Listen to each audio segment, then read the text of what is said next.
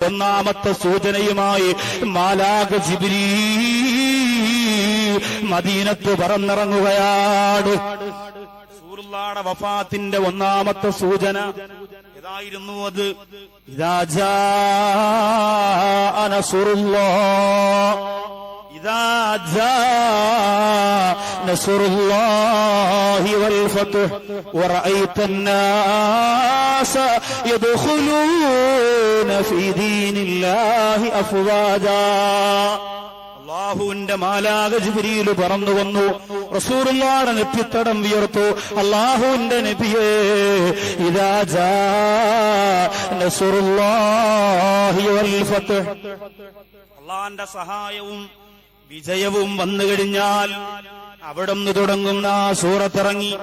ഇസ്ലാമിന്റെ പരിപൂർണമായ വിജയം മദീനയിലാണെന്ന് അല്ലാഹുവിന്റെ റസൂലിന് അറിയിച്ചു കൊടുത്തു.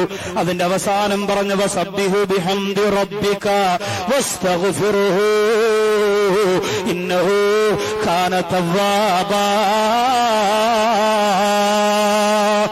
അല്ലാഹുവിന് വേണ്ടി നിങ്ങൾ അധികം തസ്ബീഹ് ചൊല്ലുക, അല്ലാഹുവിനോട് തൗബ ചെയ്യുക. ഇന്നഹു കാന തവ്വാബാ.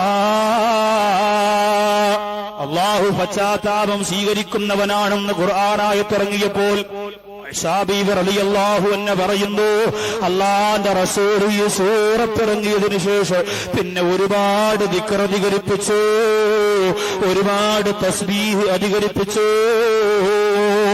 റസൂലുള്ളാഹിയുടെ വഫാത്തിന്റെ ഒന്നാമത്തെ സൂചനയായിരുന്നു ഈ സൂറത്ത്. 2 വർഷത്തിനു മുമ്പാണ് ഈ സൂറത്ത് ഇറങ്ങിയത്. അപ്പോഴത്തന്നെ ഹബീബ് തീരുമാനിച്ചു, ഇനി ഒന്ന് ഹജ്ജിന് പോകണം. അങ്ങനെ പിറ്റേ വർഷം ഹജ്ജിന് പോകാൻ തീരുമാനിച്ചു. റസൂലുള്ളാഹിയുടെ കൂടെ ഹജ്ജിന് പോകേണ്ടവരൊക്കെ ഒരുങ്ങി തയ്യാറായി. മുത്തുനബിന്റെ കൂടെ ഹജ്ജിന് വേണ്ടി ഒരുങ്ങുമ്പോൾ അല്ലാഹുവിന്റെ റസൂൽ ഒട്ടകപ്പുറത്തിരുന്നുകൊണ്ട് തന്റെ പിന്നിൽ വരുന്ന അണികളെ നോക്കിയിട്ട് പറയുകയാണ്, എന്റെ പ്രിയപ്പെട്ട സഹാബത്തെ,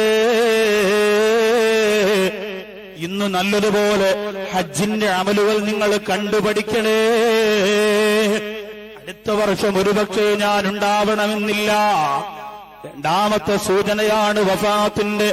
സ്വഹാബികളിൽ ആ വിഷയം മനസ്സിലാക്കിയവരുടെ കരള് പറഞ്ഞുപോയി.